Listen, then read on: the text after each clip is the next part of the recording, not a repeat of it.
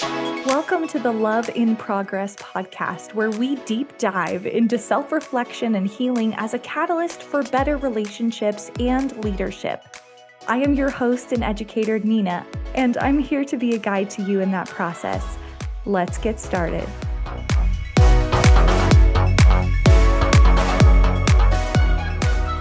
Welcome back to the podcast. The topic today that we are going to talk about is one that I have been oddly obsessed with over the last month after hearing this quote. Perhaps you have heard it as well.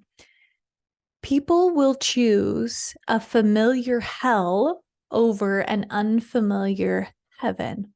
Have you heard that before?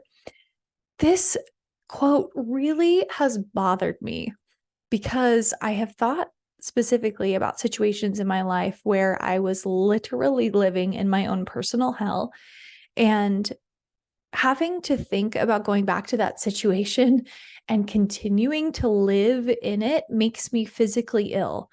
It was something that I had to expel myself out of so much because it was just that, a living hell every day. And so it really bothered me hearing this quote because I didn't want to believe it.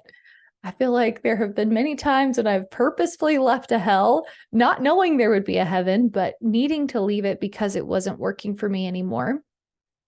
And yet I know there are so many individuals that kind of live and float into this space of familiarity, even though it's not really serving them. And so I want to dive into some of the psychology behind that today and how we can break this cycle so that you can live every day in your personal heaven. Sound good? So let me talk to you a little bit about this. I went and did some research around this essentially science-based belief that people will literally statistically choose a familiar, less desirable option than something better if it isn't something they have used before. For instance, there are some incredible studies out there that talk about the first one that was done was a mug. People were given a mug, and 89% of them would keep it in the idea of being presented with a different, probably better mug, but they couldn't see it. Crazy, right? Crazy. 89% kept their mug. Likewise, in another study, they found that 80% of people wanted to stick with the toothpaste that they were using, even if they found or were introduced to another toothpaste that was clinically proven to help be better for them. 70% of individuals on a certain cell phone plan were unwilling to switch to a new cell phone plan, even though it had better coverage and a better price point. You're seeing what I'm seeing, right? This is what we call the endowment effect. It's essentially that we ascribe a higher value to losing something than we do to obtaining something that could be better. Oh, interesting, huh?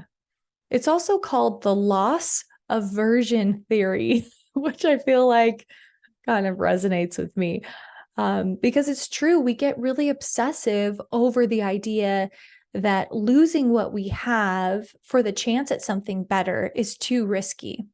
Maybe you can reflect even with me now at a time in your life where you were in a relationship that wasn't serving you, a job that wasn't serving you, a religious affiliation that wasn't serving you, a house that wasn't serving you.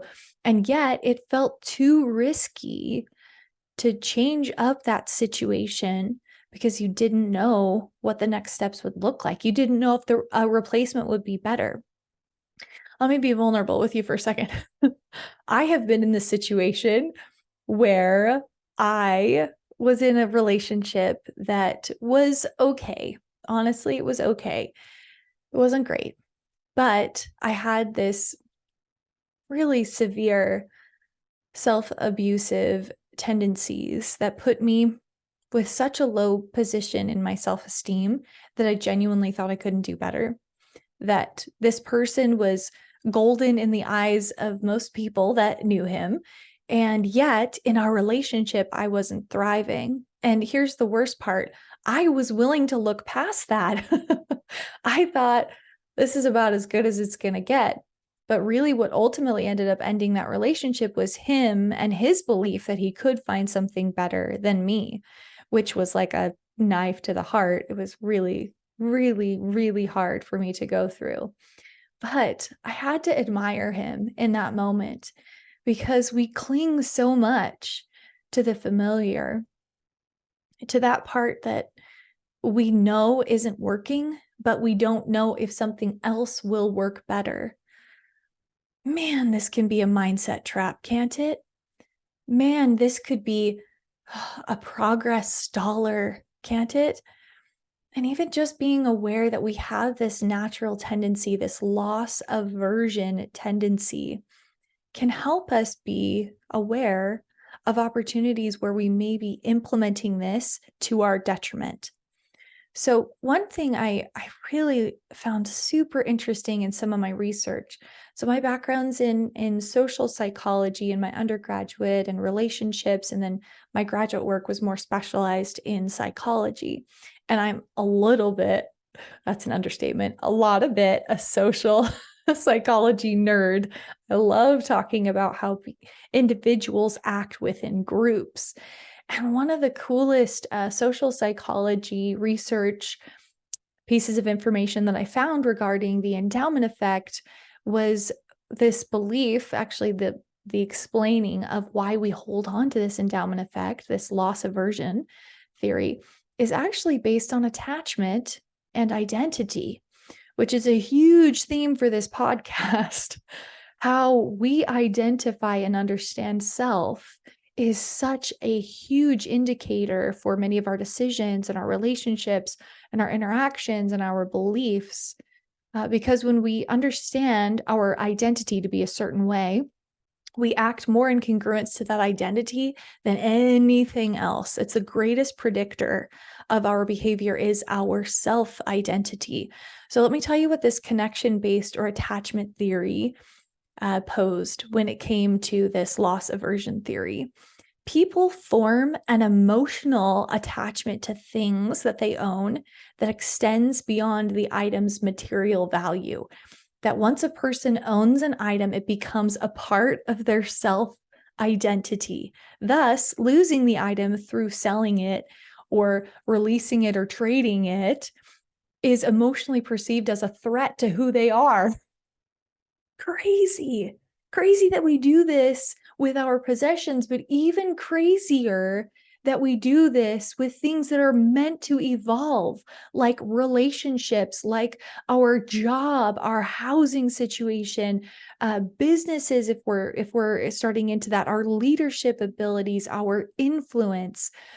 We cling so much to what we have that we're unwilling to see the potential expansion that comes when we release the old and welcome in the new. And if I have learned anything over the last 4 to 6 months on my own personal spiritual self journey, it's that we are meant to evolve. We are meant to attach ourselves to things, habits, people, situations for a season only. In the season that it matches our vibration, our belief structures, our needs at the time. And then when we evolve, we're meant to let go of that stuff. We're meant to release it, welcome in, and then create our next new attachments. And I had this epiphany that so many times I have clung tightly to these things that I had before because I simply had invested so much in them that it felt like a massive loss, a massively unwise decision to let go of it, even though it wasn't serving my evolved self anymore. It got me thinking a lot about marriage relationships and how the importance of evolution and then consequently like individual evolution and then consequently evolution and expansion in the relationship, they've got to stick together. Otherwise, you're clinging to something old that was created in an old mindset, in an old being. And so that evolution is beautiful. It's meant to be discovered and expanded in our relationships, in our life. And so holding on to the old really forces us to stay in that stagnant energy. And I think so many times we rerun these negative thought cycles, these negative habits, just to keep those old results because they're familiar. And as I've started to wrap my head around this, I hope you are too, as you're listening to this, that quote started to make so much more sense. People will choose a familiar hell over an unfamiliar heaven.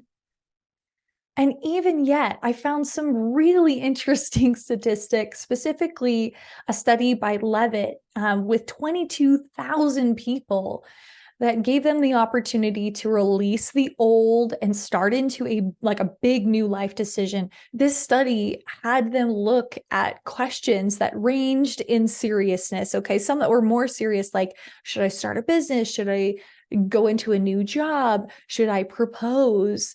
To, all the way down to, should I grow facial hair? And they left it to a coin toss and had these people move forward with these decisions, large and small, based on the coin toss. And let me tell you what they found. This is going to blow your mind.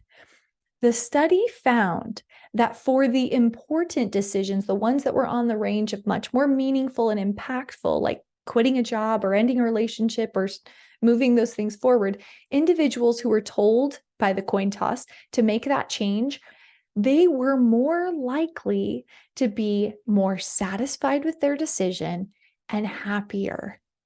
They were happier for making the change, big ones, than any of those that were instructed to just stick with what they had.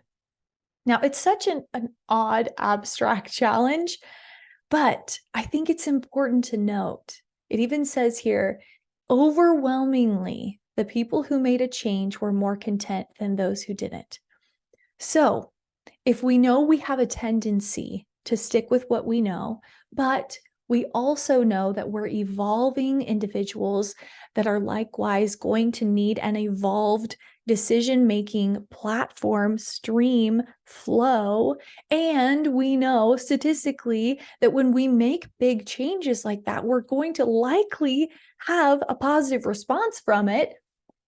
Why do we continue to do it? Why do we continue to stay in that hell? Well, it's because there may be a few strategies that just need to get us over that hump of releasing the familiar and welcoming in the unfamiliar. And I'm really excited to narrow it down for you to one word. You want to know the thing that's going to help you break the cycle of sticking with what's there for you but isn't best for you? It's hope. It's hope that there's something better on the other side of letting go of what you have. And hope has been this thread in my life that I have found that when I cling to it, when I cling to the belief that there is something better coming, and that as I get in a place to feel ready to receive it, to feel worthy to receive it, to release those self-abusive beliefs that I can't ever find better, as I get in that place of living, embodying, visualizing, breathing hope, that it overbalances the fear. Because that's ultimately what the endowment effect is. It's a fear of losing something good, even though we know there's potential for something better. Oh, I'm getting so hyped up by this because there are elements in my life right now that I can see that I have been holding myself back because I'm clinging to the familiar. If you are as well, I want you to take a moment and just journal down a couple areas that you feel this tug towards the past, that you're clinging to a cycle, an item, a relationship, an experience that just isn't serving you anymore. And see how you can tip the scales to build more hope. Now you're probably like, well, how do I build hope in something I don't know I will have or can have or understand the expansiveness and the goodness of it if I don't have it? Well, that's a legit point. So what do? For me, it's building in that identity of a believer that there is trust in myself. Trust that as I stay in that good, happy, aligned, joyous place, that I will have through attraction new opportunities that I will, in my core, feel drawn to. And when I feel in my mind, like, wow, that sounds exciting. I want to explore that. I follow it. I listen to that gut intuition, knowing that even in the exploration, even if I don't choose the item or the thing or the situation, the relationship to move forward with, the exploration of it is worth my while if I have the excitement. Many a time I have found in my mentees that they make a decision through excitement and then have a quote unquote buyer's remorse of that decision. And I always go back to that first emotion. Where was the hope? Where was the excitement? If it was there, if it was elevated, if it was a 10 out of 10, then it's still not wrong. It's time to release some of the fears, the worries of leaving the familiar and clinging to the hope. What were you excited about when you got started? What were you anticipating could be the results if you move forward in this uncomfortable way? And then getting back to that place of high excitement and low fear. That is where your power lies, because those emotions are key. They are educators, they are a compass to help guide you in those next steps. So, other conditional ways that I try to actively implement hope is visualization in the best outcomes. Visualizing, believing, pouring all my focus and energy into the best case scenario around this excited new thing that I am holding in my mind and in my heart helps me to elevate, expound, and exponentially grow the hope. I also think it's meaningful to break apart the components of what you're letting go and the reasons why it's not serving you anymore. I don't like to spend a lot of time in the why I need to leave something, but if I'm having that balance challenge between the hope and the fear, especially of letting go of something, I look back and say, well, these are the elements that don't feel aligned anymore. And having an opportunity to reflect on that, journal on that, wow, it gives me a lot of clarity. Recapping here, you are meant to evolve. You have a great heaven in front of you. The only thing that's holding you back is this human tendency to keep what you have. And I'm here to tell you that in many cases, it's not the best to keep it forever. And I would challenge you to challenge those experiences and relationships, things, situations that you're getting that little feeling that you have maybe outgrown, and look and see if there's a pivot path. Go exploring, be curious, be communicative with the people that are supporting you in those experiences or relationships and say, hey, I'm feeling like I'm drawn to evolve here, and I'd love your support. Now, going back to the relationships, I think it's important to touch on this because I'm 100% loyal to my husband. I love that man. Oh, and he is all that's right and good in the world. I have had a clear discussion with him, and he has returned the sentiment that I want to share with you about relationships, because you're like, well, what if I'm in a committed relationship with a spouse, with my children, and I feel like I've evolved out of it? What do I do then? Communication is the key, but let me go back to this sentiment. My husband and I have laid it on the table that we can leave each other. It probably sounds crazy, but I truly believe that if we evolve in different ways where the relationship is no longer serving us, it's not a match anymore, then it's best for us to not be together. However, I really want to stay with my husband, and I really want him to grow, and I really want to grow too. So we make growth together in our relationship a priority. And we've been together 17 years now. And I will tell you, we are not the same people as when we got together 17 years ago. And thank the Lord we aren't. And because of that, over time, with high communication, with openness, with in-depth conversations about what is changing and evolving with us individually, we have been able to maintain that closeness, and our relationship has evolved. So much so that I feel a richer connection to my husband now than I did the day I married him. And I'm so grateful that we have built a relationship that is evolving, because I feel a great emotional connection in that marriage and in that relationship. I feel a great fulfillment in it, even though I know I've changed and he has changed. So hopefully that can provide a climate of reconciliation with the principle I'm teaching if you want to stay committed in your relationships. So in closing, I want to just talk to you about how you have evolved. You have had breakthroughs and exciting transitions and transformations in your life, and I'm so proud of you for that.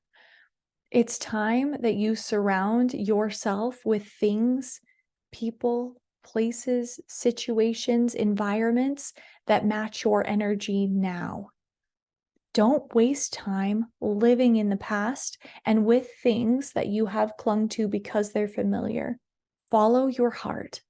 Follow your intuition, follow that gut feeling, and follow your joy to create joy now, fulfillment now, contentment now, stability, excitement, peace now.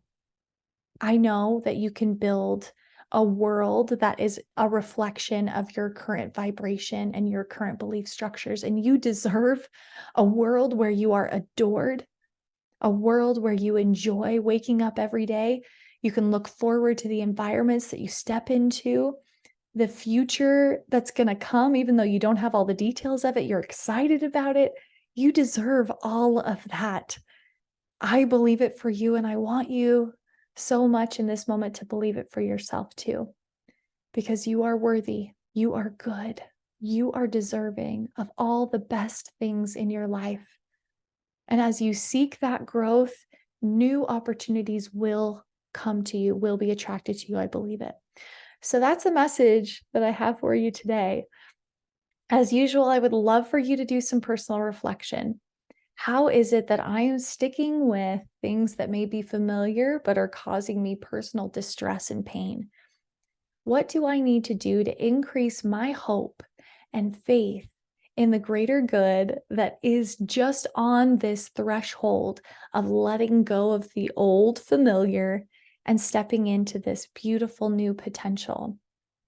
And then take those small, important, meaningful steps forward to make that new, wonderful, expansive, reflective of your growth place. I'm here for you, rooting for you. This is part of your best life.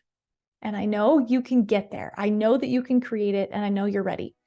Don't forget to live your best life, okay? Living well, looking well, being well. I'll see you on the next podcast.